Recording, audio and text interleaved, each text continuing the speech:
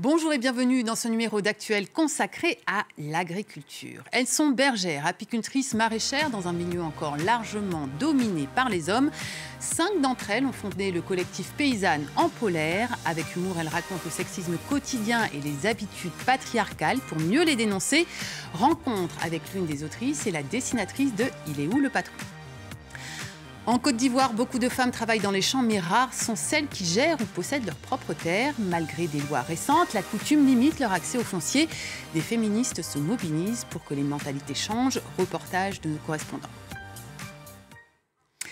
Mais pour commencer, direction l'archipel des Galapagos, au large de l'Équateur, connu pour sa faune et sa flore. En dehors du tourisme, les habitants vivent de pêche artisanale et d'agriculture. Les femmes y jouent un rôle aussi essentiel que méconnu. David Gilbert nous en dit plus, regardez. Comme tous les matins, Maria Elena inspecte ses plantations de café. Les seules des îles Galapagos qui soient certifiées bio et d'origine contrôlée. L'archipel au large de l'Équateur est surtout fameux pour sa biodiversité et ses revenus dépendent à 85% du tourisme.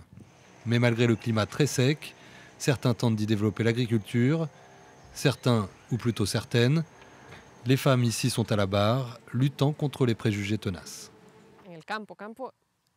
Il y a beaucoup de femmes qui travaillent dans les champs, mais ce sont les hommes qui sont mis au premier plan. C'est avec eux que les gens veulent faire des affaires.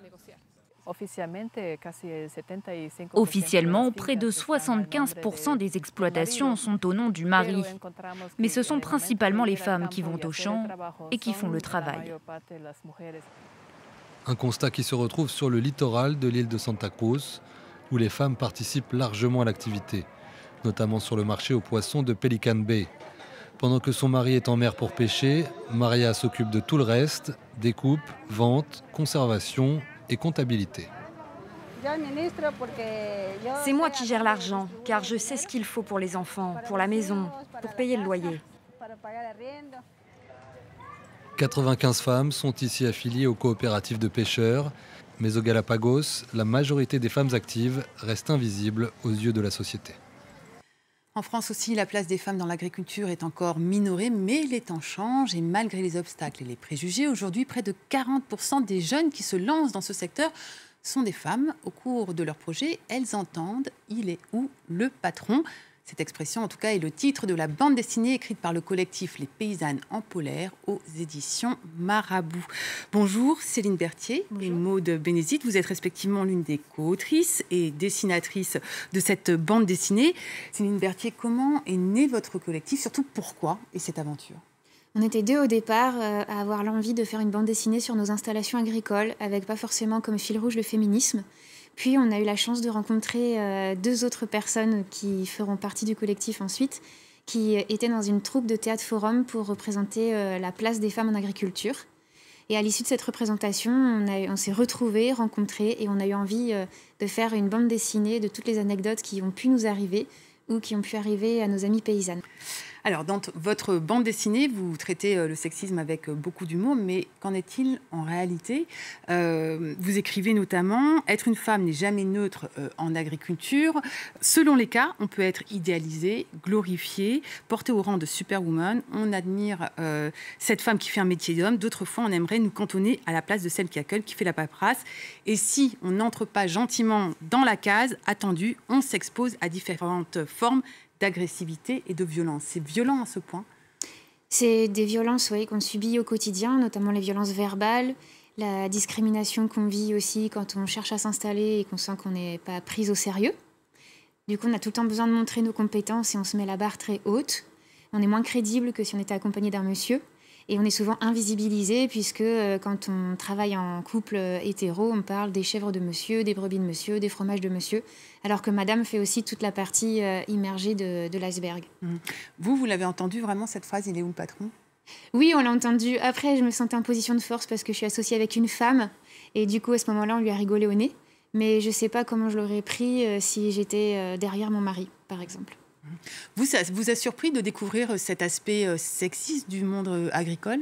Maud? Eh ben, en fait, à l'origine, quand Céline m'a parlé de ce projet, donc qu'elle avait eu avec Fanny avant que le collectif prenne forme, il y avait surtout la volonté de parler de leur vie de paysanne et de ce métier qu'elles aimaient.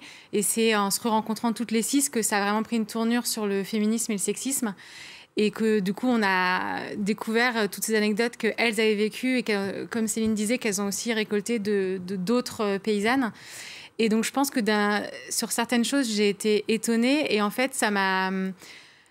D'un autre côté, ça m'a aussi... Enfin, moi, je me suis aussi rendu compte que c'était un miroir, en fait, de ce que je vivais aussi, moi, dans ma vie, même sans être paysanne, en fait, que ce sexisme, il est partout. Et je pense qu'il y a des revendications... forte des paysannes polaires par rapport au monde agricole. Mais moi, dans ma position de femme et de dessinatrice, en fait, moi, j'ai aussi dessiné cette bande dessinée. Pour moi, le cadre agricole peut aussi être vu que comme un cadre, parce qu'en fait, c'est plein de choses qu'on a toutes vécues, en fait. Et donc j'étais à la fois étonnée, et d'un côté, c'est plutôt... Ça m'a ouvert les yeux, en fait. Moi, leurs anecdotes m'ont ouvert les yeux sur le fait que je vivais les mêmes choses dans mon monde de parisienne urbaine. Et ça m'a plutôt fait me rendre compte que j'étais féministe et que elles m'ont aidé à mettre ce mot sur moi, en fait, et sur ce que je vivais. Alors, ce qui va suivre va certainement vous intéresser. On est toujours dans l'agriculture. Ça se passe en Côte d'Ivoire, où l'accès à la terre pour les agricultrices est encore très compliqué, bien qu'autorisé. Des associations féministes se mobilisent pour faire appliquer les lois qui permettent aux Ivoiriennes de devenir propriétaires de leurs champs. Regardez. En Côte d'Ivoire, beaucoup de femmes travaillent dans les champs. Mais rares sont celles qui, comme Madeleine, gèrent leur propre plantation. Elle a d'ailleurs construit la plus belle maison du village. Les terres qui la font vivre lui ont été confiées à la mort de son père. Parce que l'aîné ne veut pas venir au village. Donc je ne pouvais pas laisser comme ça. Si je laisse ça comme ça, si d'autres personnes prennent, ce n'est pas bon. Je suis venue, j'ai planté ça. J'ai planté les verres. Le travail du champ, ce n'est pas une mince affaire, c'est très difficile. Mais j'ai pu faire ça. Difficile quand on vit dans un monde d'hommes. Selon les coutumes de la région, une fille n'hérite pas de son père. Madeleine, pourtant, est très respectée par les autres planteurs. Sa famille était en fait en avance sur son temps. Une loi de 2019 permet aujourd'hui d'allouer la succession aux filles du défunt, mais très peu de gens le savent. Il y a des lois même qui existent en Côte d'Ivoire que nous ne connaissons pas. Nos députés, là, les gens que nous élisons, qui vont à l'Assemblée nationale, ils ne prennent pas la peine de nous expliquer ce qui se passe dans l'hémicycle. À Abidjan, la capitale économique, les militants s'activent pour que les femmes connaissent mieux leurs droits. Cette juriste utilise par exemple les réseaux sociaux pour informer. Elle poste régulièrement des vidéos sur sa page Facebook qui est suivie par des milliers d'abonnés. Bienvenue dans le lexique juridique. Aujourd'hui, nous allons parler de l'ordre des successibles dans le cadre d'une succession légale. Depuis 2013 en Côte d'Ivoire, il y a eu énormément d'avancées juridiques. Tant sur la loi du mariage que même sur la loi des successions, c'est bien. Maintenant, il faut que les citoyens ivoiriens se sentent concernés. Une veuve aujourd'hui qui sait qu'elle peut hériter au même titre que ses enfants, qui ne va pas ouvrir une succession en bonne et due forme et laisser le juge partager la succession, qui se fait tout arracher. Aujourd'hui, moi, j'ai mal parce que le droit la priorise, mais elle ne va pas bénéficier de cette loi. Les femmes ivoiriennes restent souvent otages du poids de la coutume. Malgré ces avancées en matière de code de la famille, la Côte d'Ivoire a encore un long chemin à parcourir afin que les femmes bénéficient toutes de leurs droits. Alors en France, une femme peut être propriétaire ou chef d'exploitation agricole, mais ce qui pose problème souvent, c'est l'accès au crédit et l'investissement. Il en est question dans « Il est où le patron ?». On va voir une des images qui correspond à ce thème. De tout temps, les exploitations agricoles se transmettent de père en fils. Il faut avoir les couilles d'investir. Céline, comment c'est en fait comment on est perçu en tant que femme et quels sont les obstacles auxquels on fait face en tant que femme quand on veut se lancer dans le monde agricole ? Notre problème, c'est qu'on est vu comme femmes avant d'être vues comme des individus autonomes, des professionnels. Et ça, c'est tout le temps ce à quoi on nous renvoie. Et aujourd'hui, il y a seulement 25% des chefs d'exploitation qui sont des femmes, malgré le fait que la profession se féminise énormément. Et en fait, quand on arrive à point accueil installation pour pouvoir demander les aides à l'installation, on n'est pas vu comme capable de gérer une ferme ou capable d'acheter. Là, cette illustration-là, elle montre aussi un gros bonhomme qui nous dit qu'il faut avoir les couilles d'investir et en face de lui, il a des femmes. Enfin, un propos complètement inapproprié pour cette formation-là. Et les femmes héritent souvent des sous-statuts sur les fermes. Du coup, elles ne cotisent pas pour leur retraite, elles ont moins droit à des soins, elles ont des sous-statuts. Est-ce que vous avez l'impression, toutes les deux, que c'est en train, parce que vous avez étudié l'agronomie aussi, vous m'avez dit, est-ce que vous avez l'impression, toutes les deux, que c'est en train de changer quand même, que la perception des femmes est en train de changer dans le monde agricole ? Petit à petit. La question des statuts, elle est en train de changer grâce à tout un travail politique des syndicats agricoles qui font évoluer les choses donc là, et qui aident aussi les femmes. Enfin, il y a des commissions de femmes dans ces syndicats qui permettent aux femmes de rentrer dans les instances décisionnaires pour que les lois soient plus faites par les hommes et pour les hommes. C'est uniquement comme ça que ça pourra changer, enfin, de mon point de vue.